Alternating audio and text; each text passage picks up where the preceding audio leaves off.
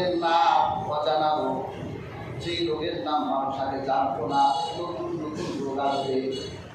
আল্লাহ কোরআনে বলেন, ইন্নাল্লাযীনা ইউহিব্বুনা আন তাশিআল ফাহিশাতু ফিল্লাযীনা আমানু লাহুম আযাবুন ফিদ দুনিয়া ওয়া লাহুম ফিল আখিরাহ।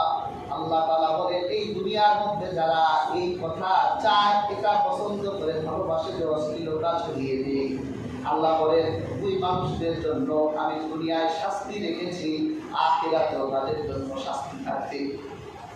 আজকে দেখেন,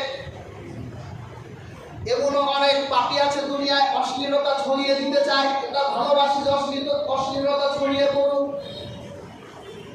এটা ফিল্মের নামে হোক, বাজে গানের নামে হোক, বিভিন্ন খেলার বিজ্ঞাপন আজকে দেখেন, আধুনিক বিশ্বের যত প্রোডাক্ট আছে সমস্ত প্রোডাক্টের এরা মডেল ছাড়া এদের প্রোডাক্ট চলে না, এক প্রাইস মডেল লাগবে। এবং এক জমানায় এসে পড়লাম, এখন মডেল পুরুষদের বানায় না, নারীদেরকে প্রাধান্য দেয়, তাদের শারীরিক অঙ্গ প্রত্যঙ্গের প্রদর্শনী করে দুনিয়ার মানুষের কাছে অশ্লীলতা ছড়িয়ে দিচ্ছে। আর তারা পছন্দ করে এভাবে অশ্লীলতা ছড়িয়ে পড়ুন। আমরাও গ্রহণ করছি, তারা পাপের প্রমাণ করছে, আমরাও সেই ফাঁদে মারা যাচ্ছি। এই যে দেখেন না, ফুটবল চলছে, পরশুদিন না গতকাল একটা ভিডিও দেখলাম, এক ছেলে কয় মেসি আমার বাপ। আপনার বাপকে বেশি ভালোবাসেন না মেসিকে বেশি ভালোবাসেন? মেসিকে বেশি ভালোবাসেন। রাসূলুল্লাহ হাদিসে কি বলছেন?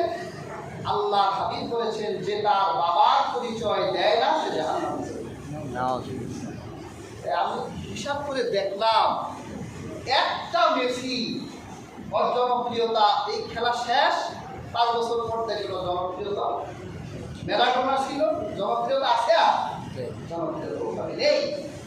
তাহলে এই যে একটা সাময়িক সময়ের উন্মাদনায় একটা ব্যক্তিকে নিজের বাপ বলে আখ্যায়িত করে দাজ্জাল এসে যদি বলে যে আমি তো রব, এই লোক তো দাজ্জালকে আল্লাহ মানতে সময় লাগবে না। রাসূলুল্লাহ বলেছেন, দাজ্জালের বান্দা হওয়ার অভাব হবে না।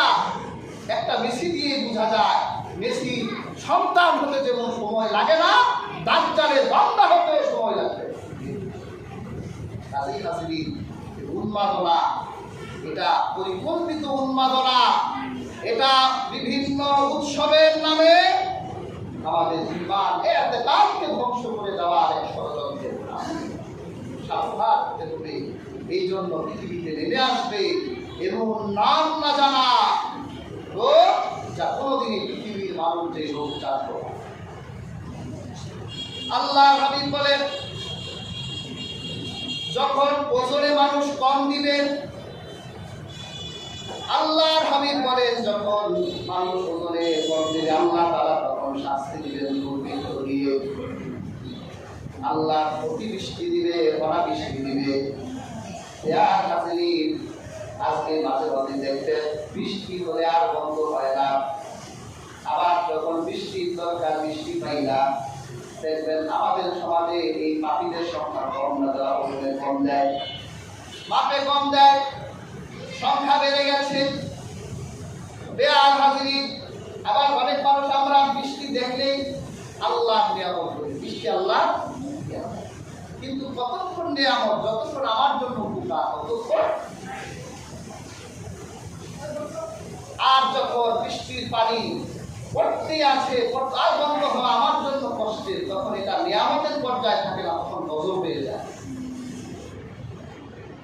হাদিসের কিতাব বুখারীতে এসেছে, আল্লাহর হাবিব এক জুমআয় খুতবা দিচ্ছেন, গ্রাম্য এক লোক দাঁড়ালেন, ইয়া রাসূলুল্লাহ, ইয়া হাবিবাল্লাহ, দুর্ভিক্ষ হয়েছে, আমাদের সন্তানগুলো অনাহারে, আমাদের ফসলের মাঠগুলো কয়লা হয়ে গেছে, আপনি আল্লাহর কাছে 2 হাত তুলে দোয়া করেন। আল্লাহর হাবিব সাল্লাল্লাহু আলাইহি ওয়াসাল্লাম তার মুখে 2 হাত তুলে আল্লাহর কাছে দোয়া করলেন। আল্লাহর হাবিবের সাহাবীরা বলেন, আমরা পাহাড়ের দিকে তাকিয়ে দেখলাম যে মদিনার আকাশে কোনো মেঘ ছিল না, পাহাড়ের মতো বড় বড় মেঘগুলো মদিনায় চলে আসলো। আল্লাহ হাবিব খুতবা দিয়ে মিম্বার থেকে নামার আগেই এমন বৃষ্টি শুরু হলো, এক মুহূর্তের মধ্যে মদিনার শরীর পানিতে পরিপূর্ণ হয়ে গেল। সাহাবায়ে কেরাম বলেন, একদিন দুই দিন গেল, বৃষ্টি তো আর হবে না। আল্লাহ হাবিবের দোয়া, পরের জুমায় বৃষ্টি অনবরত এক সপ্তাহ পড়তেই লাগলো। আল্লাহ হাবিব পরের জুমায় যখন আবার খুতবায় দাঁড়ালেন, আবার ওই সাহাবী দাঁড়ালেন, ইয়া রাসূলুল্লাহ, ইয়া হাবিবাল্লাহ, বৃষ্টি তো আর সহ্য হয় না। একটানা বৃষ্টি করে রাস্তায় বের হওয়া যায় না, কাদা হয়ে যায়, পোশাকগুলো ভিজে যায়, শুকানোর কোনো নাম নাই, স্বাভাবিক জীবনযাপন থাকে না।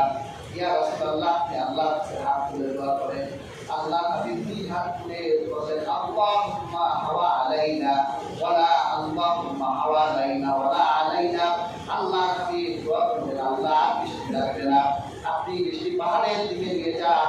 সাহাবায়ে কেরাম বলেন, আমরা কানা সমুদ্রটাই দেখলাম, সবগুলো মেঘ কানা সমুদ্রটার দিকে চলে গেল।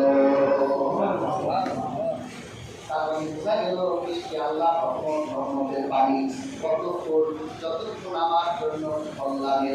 এই জন্য বৃষ্টি করে আল্লাহ হাবিব দোয়া করতেন, আল্লাহুম্মা সাইয়্যিবান নাফিয়া, আল্লাহ এই বৃষ্টির পানি আমাদের জন্য উপকারের পানি বানাই দেন।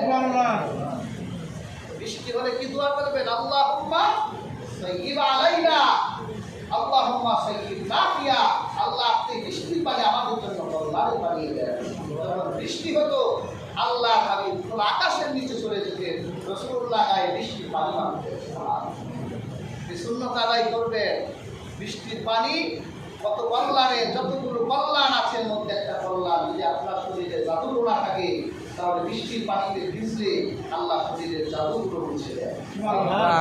কাজেই বৃষ্টি আসলে দোয়া করবেন, আল্লাহ এই বৃষ্টি আমাদের কল্যাণের বানিয়ে দেয়। এই বৃষ্টি, বর্ষা, ভূমিকম্প, এই যে আজকের বন্যা দেখছেন, আমাদের বাংলাদেশের একটা অঞ্চলের মানুষ মুহূর্তের মধ্যে তারা বিশ্ব হয়ে যাচ্ছে। ধনাত্মক শ্রেণীর মানুষ, অথচ বন্যার পানিতে তাদের সম্পদ সহায় সম্পদ দিয়ে যাচ্ছে। আমাদের করণীয় কি?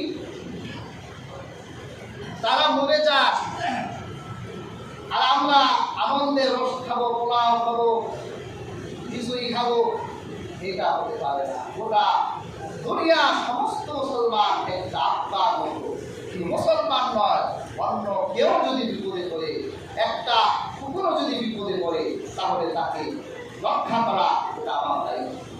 এই জন্য আমাদের খেদমতের তারুক লাগবে, আমাদের আল্লাহ সৃষ্টির খেদমত করতে। আপনি এত পয়সা কামান, পয়সা আপনি কল্যাণের কাজে ব্যয় করবেন না? আজকে যারা বর্ণাঢ্য অনেকর জীবনযাপন করছে, এই সম্পদ তাদের জন্য আপনাদের ব্যয় করা উচিত।